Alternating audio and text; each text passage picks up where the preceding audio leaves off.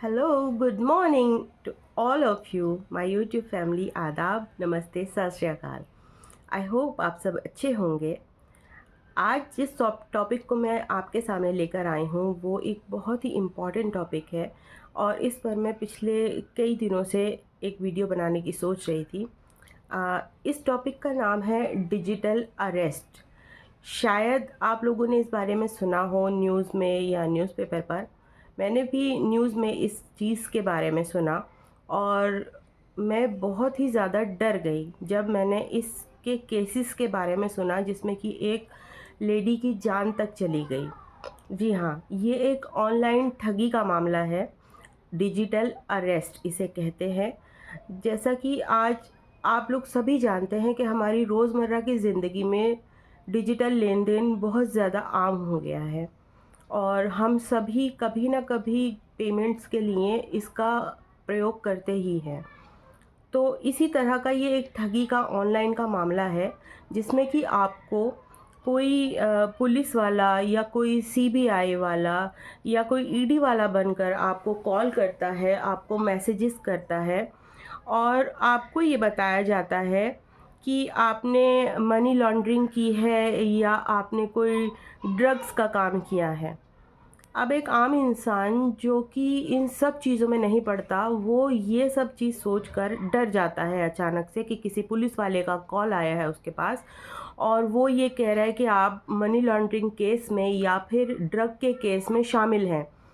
तो एक आम इंसान डर जाएगा और नेचुरली लोगों के साथ यही हो रहा है कि अचानक से एक कॉल आती है और सामने वीडियो कॉल पे कोई पुलिस वाला है जो बिल्कुल दफ्तर जैसा उसका होता है पुलिस का, उसमें बैठा हुआ है और आपसे कह रहा है कि आपको डिजिटली अरेस्ट किया जा रहा है क्योंकि आप ड्रग केस के अंदर शामिल हैं या फिर आपने दूसरी कंट्री के अंदर कोई एक पार्सल भेजा है जिसमें कि गैर कानूनी सामान है या कोई ड्रग है वो मिला है और आप इस चीज़ में शामिल हैं, इसलिए आपको डिजिटल अरेस्ट किया जा रहा है।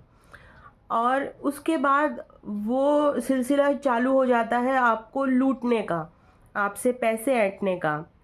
आपको इस तरह से वो कॉल के ऊपर हिप्नोटाइज़ की तरह से कर देंगे कि आप उनकी हर बात को मानते चले जाओगे, बिना ये सोचे कि आपने कुछ गलत नहीं किया। और जब आपने कुछ गलत किया ही नहीं, तो आपको डरने की भी ज़रूरत नहीं है।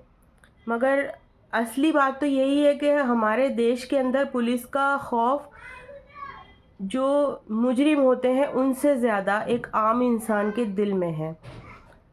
वो ये नहीं सोच पाते हैं कि पुलिस हमारी मदद के लिए है, बल्कि उनको इस चीज़ का खौफ हो जाता है कि कहीं हम झूठे केस में फंस ना जाए। जो अमूमन हमारे देश में सुनने में आता है, देखने में आता है कि पुलिस आम इंसान के साथ एक अच्छा व्यवहार नहीं करती है। तो इसी चीज़ का फ़ायदा ये लोग उठा रहे हैं और पुलिस के नाम पर आम जनता को लूटने का काम कर रहे हैं। वो आपको बताएंगे कि आपका आधार कार्ड, आपका फ़ोन नंबर उस पार्सल, अननोन पार्सल के ऊपर है जो आपने विदेश भेजा है और उसमें ड्रग्स मिली हैं और इस मामले में आपको गिरफ़्तार किया जा रहा है। और उसके बाद आपको तरह तरह से टॉर्चर किया जाएगा दिमागी रूप से और आपसे कहा जाएगा कि आप जब तक इसके लिए पैसा नहीं भेजेंगे तो आपको इस केस से हटाया नहीं जाएगा, फलाना, मतलब बहुत सारी चीज़ें, बहुत सारी बातें वो आपसे करेंगे और आपको इसी तरीके से इन सब चीज़ों के अंदर शामिल रखा जाएगा। और ये सरकारी आंकड़े हैं। इन सरकारी आंकड़ों को गवर्नमेंट ने खुद साझा किया है कि इस साल के शुरुआत में ही 31 लाख साइबर क्राइम रिपोर्ट, जो उनकी शिकायतें हैं वो उनके दफ्तर में आई हैं, 31 लाख। और इनके अंदर जो आंकड़ा निकल कर आया है पैसे की ठगी का, वो 177 करोड़ रुपए का मामला है। और बहुत सारे ऐसे केसेस हैं जो रिपोर्ट ही नहीं हो पाते। क्यों? क्योंकि लोगों को पता ही नहीं है कि रिपोर्ट कहाँ करना है। साइबर क्राइम का साइबर एक सेल है, वो बनाया हुआ है गवर्नमेंट ने, उसके ऊपर जाके आपको इसकी रिपोर्ट करनी होती है। तो बहुत सारे लोग इसलिए कर ही नहीं पाते।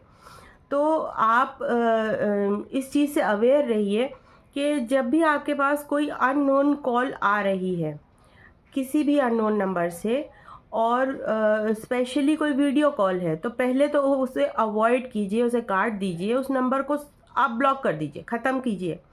जब आप जानते ही नहीं हैं कि सामने वाला आपको कौन है कॉल करने वाला, तो आप उस कॉल को मत उठाइए, क्योंकि ये आजकल बहुत ही ज़्यादा कॉमन हो चुका है डिजिटल अरेस्ट। तो प्लीज़ आप ख़ुद को, अपने परिवार को सेफ़ रखिए। अभी पिछले हफ्ते ही मैंने एक रिपोर्ट देखी जिसके अंदर एक टीचर थी और उनको कॉल आया कि आपकी बेटी को अरेस्ट किया गया है, और इस तरीके से उन्हें कॉल आया।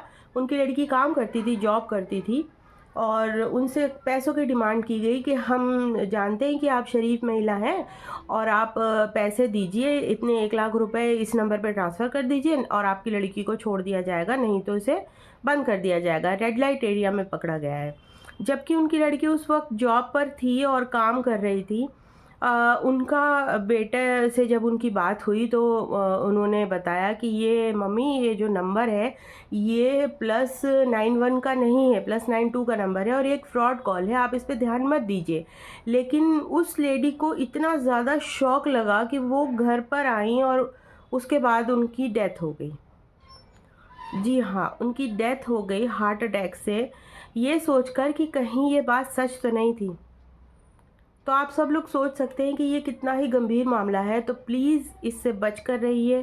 कोई भी अननोन कॉल इस तरह से आती है उस पर रिएक्ट मत कीजिए। डरना बेशक लाज़मी है आपका, लेकिन थोड़ा-सा पेशेंस रखिए। आपको कोई भी डिजिटल अरेस्ट नहीं कर सकता, हमारे कानून में ये नहीं है।